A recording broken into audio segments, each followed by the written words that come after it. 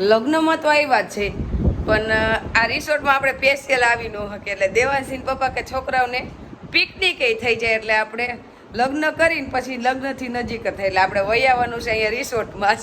2 દિવસ રિસોર્ટમાં જ આવવાનું છે, અને આપણી ભેગા જેટલા ગાડીમાં હમાય ને એટલા લઈને આવી.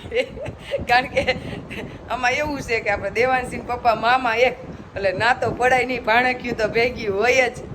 રૂમ તો આપણે 2 બુક કરાવ્યા હતા, પણ અહીંયા દેવાંશીન રૂહીન કે અમે કોઈ અલગ નહીં હોય, અહીંયા બધાને એક જ રૂમમાં હોવું છે, એટલે આપણે બધા એક જ રૂમમાં હોવું એમ.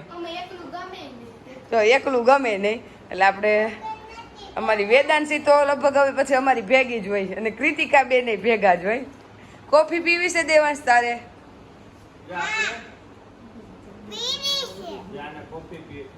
મહાદેવ, હરિઓમ, જય માતાજી. જો અત્યારે વાગ્યા છે સવારના 8:30, ને આપણે તૈયાર થઈ ગયા. એટલે હું ને દેવાંશીન પપ્પા નીકળ્યા છે બહાર, એટલે આપણે હજી રૂહીન દેવાંશીન તૈયાર થાય છે, ને આપણે આવ્યા છીએ તો યુનિક રિસોર્ટમાં. એટલે કીધું યુનિક રિસોર્ટની મુલાકાત લઈ આપણા છોકરા થઈ જાય ત્યાં. હા, જો તમે દ્વારકા જવાનું વિચારતા હોય અને ક્યાં રહેવું એવું કંઈ મનમાં પ્રશ્ન હોય, તો આપણે પોરબંદરથી આગળ દ્વારકા હાઈવે ઉપર પોરબંદરથી ફક્ત 10 કિલોમીટરના ગાળે યુનિક રિસોર્ટ આવેલું છે, અને અત્યારે આપણે ઊભા છીએ યુનિક રિસોર્ટમાં જ.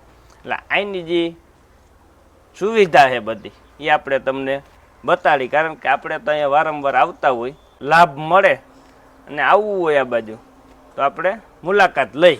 એટલે યુનિક રિસોર્ટ એટલે બધી અહીંયા બધું યુનિક જ જોવા મળે, એટલે એનું નામ યુનિક રિસોર્ટ. ને અત્યારે વેકેશન છે, તો વેકેશનમાં તો બધાને ક્યાંક જવું જ હોય, તો પછી અહીંયા જ હોય ને. અને મેન તો પેલા બાળકો આવે ભેગા, એટલે બાળકોને તો પેલા પ્રશ્ન કોઈ હોય તો કે એન્જોય કરવી, એટલે કે ગેમ ઝોન પેલા ગોતે, એટલે આવતા વેત જ પેલા તો આપણે ગેમ ઝોનમાં જ જાય.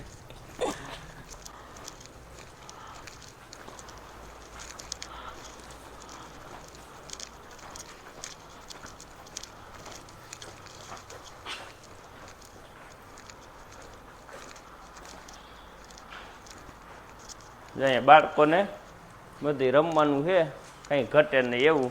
એટલે આપણે હે ને અત્યારે આપણા બાળકોને અહીંયા નથી લઈ આવ્યા, નકર લગન રે એક સાઈડ અને અહીંયા ગેમ ઝોનમાં આપણો ટાઈમ વયો જાય, એટલે આપણે એને પાછા લઈ આવશું. આપણે 2 દિવસ અહીંયા જ છે, પણ અત્યારમાં એને નથી લઈ આવ્યા. અહીંયા તો 2 દિવસનો ટાઈમ હોય, હા, તો જ તમને મજા આવે. 1-2 કલાકમાં નો મજા આવે. હા, અને આમાંથી નીકળે જ નહીં, બધા બહાર નીકળે આપણે બાળકોને લઈ આવી તો. એટલે બધી પ્રકારની ગેમ હોય, એટલે એને તો એમાં જ વ્યસ્ત રહેવું.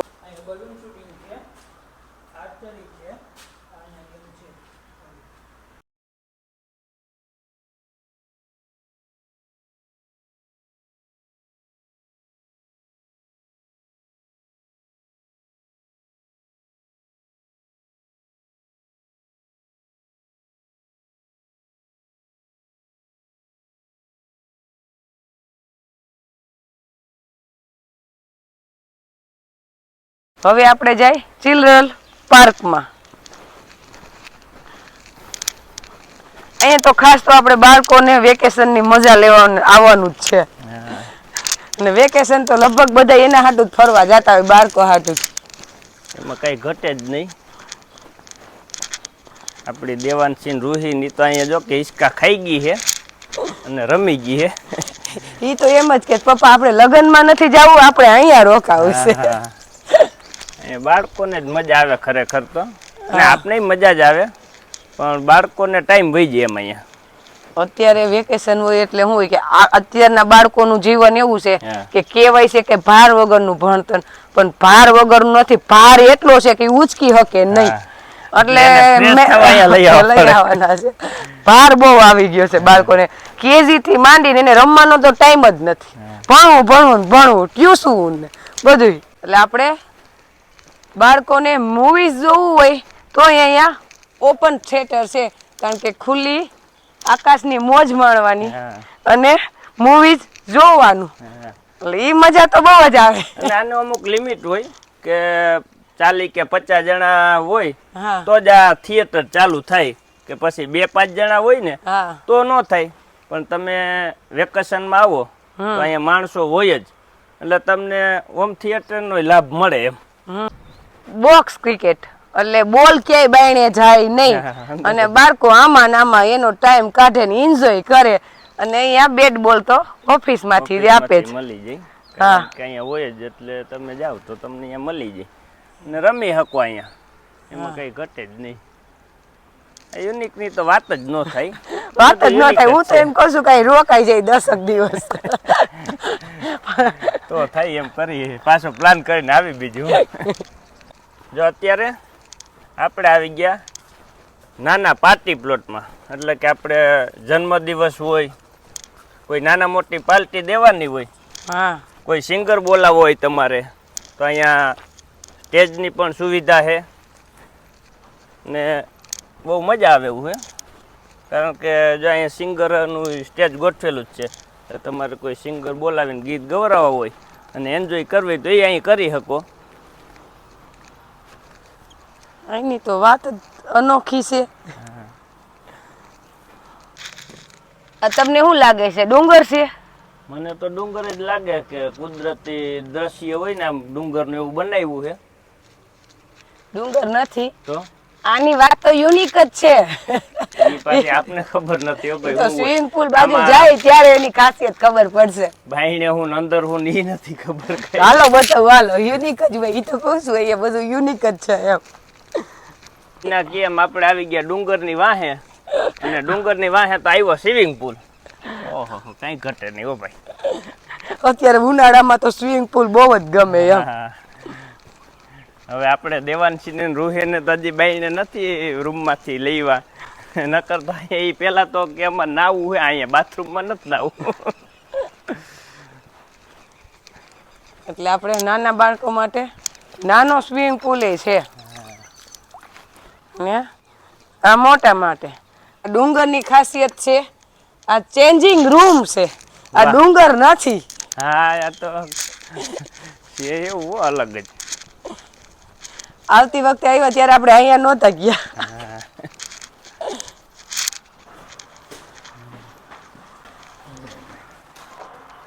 નૈના કહેતી હતી એમ કે ડુંગરની અંદર જે મુંદેર કોતરી બને એવું તમામ ચેન્જિંગ રૂમ બનાવેલ છે. કારણ કે તમે નાવ સ્વિમિંગ પુલમાં તો અહીંયા તમારે કપડા ચેન્જ કરવા ક્યાં જવું પ્રશ્ન ઉદ્ભવે, પણ અહીંયા તો યુનિક રીતે બનાવેલું છે એમ. એટલે નહીં એ જોયું તું, આપણે તો આ વિચારી નહોતો કે આમાં ડુંગરમાં કંઈ કહી છે. જો આપણે સ્વિમિંગ પુલથી આગળ આવી એટલે હવે આપણે મોટો વિશાળ પાર્ટી પ્લોટ. એટલે પાર્ટી પ્લોટમાં આપણે એન્ટર થાય, ત્યાં જ અત્યારે આપણે બેઠા છીએ અને પાર્ટી પ્લોટ આપણે મુલાકાત લઈ. પાર્ટી પ્લોટ બહુ જ મોટો છે, ગમે એટલું માણસો હોય, અંદાજે 4000 3000 એટલું હોય તો આમાં પાર્ટી પ્લોટમાં કોઈ સુવિધા ઘટે નહીં.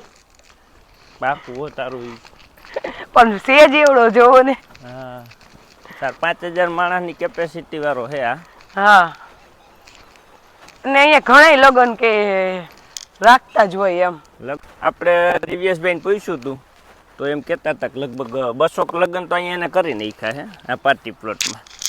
અને અહીંયા આવ્યા એટલે અહીંયા તમને મોટો હોલ મળી જાય, રહેવા માટે રૂમ મળી જાય અને ફૂલ એસી વાળા રૂમ.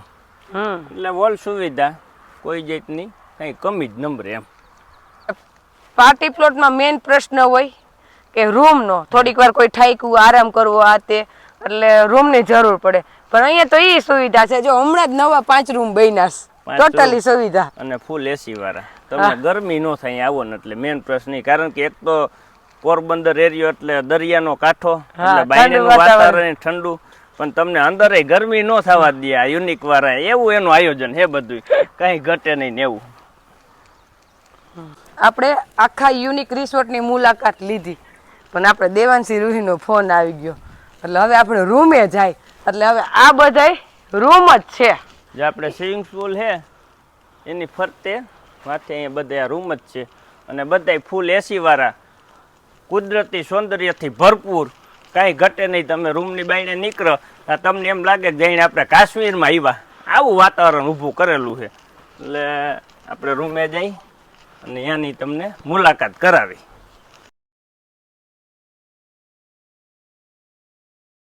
હવે રૂમે આવી ગયા હતા આપણે. દેવાંશી ડૂહીને બધાય તૈયાર થઈ ગયા છે ને ભાઈ ઉઠીને તૈયાર થઈ ગયો છે. અત્યારે ઠંડા ઠંડા પાણીમાં નાહ્યો છે અને એસી ચાલુ છે એટલે એને ટાઈટ લાગે, પણ આપણે એસી તો બંધ કરી દીધું છે તોય એને હે તોય ટાઈટ લાગે કા. પણ આખી રાત એસીમાં હું તો ને એટલે હાલો હાલો હવે હાલો નાસ્તો કરી લે. તમારે હું અહીંયા જ રહેવાનો મૂડ છે?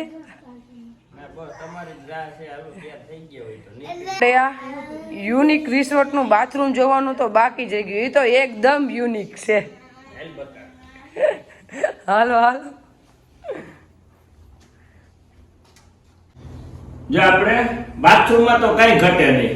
આ બધી નજર હમું જ છે, બધું જઈ ગયું. અને મેન તો નાવાનો ટબ.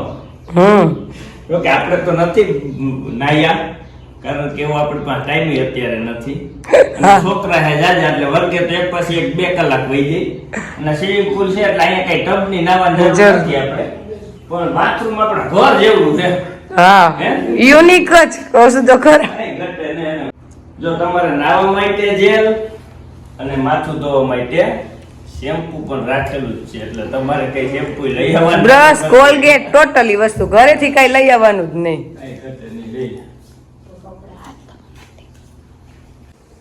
જો આ બધાય આપણે રોકાવા માટે રૂમ જ છે અહીંયા, કાંઈ ઘટે નહીં. જઈ લે.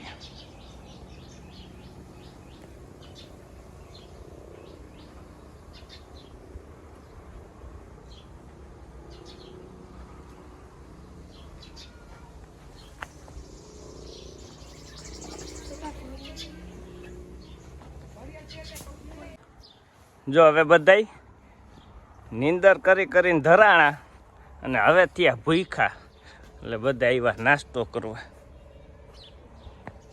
કેન્ટીન છે.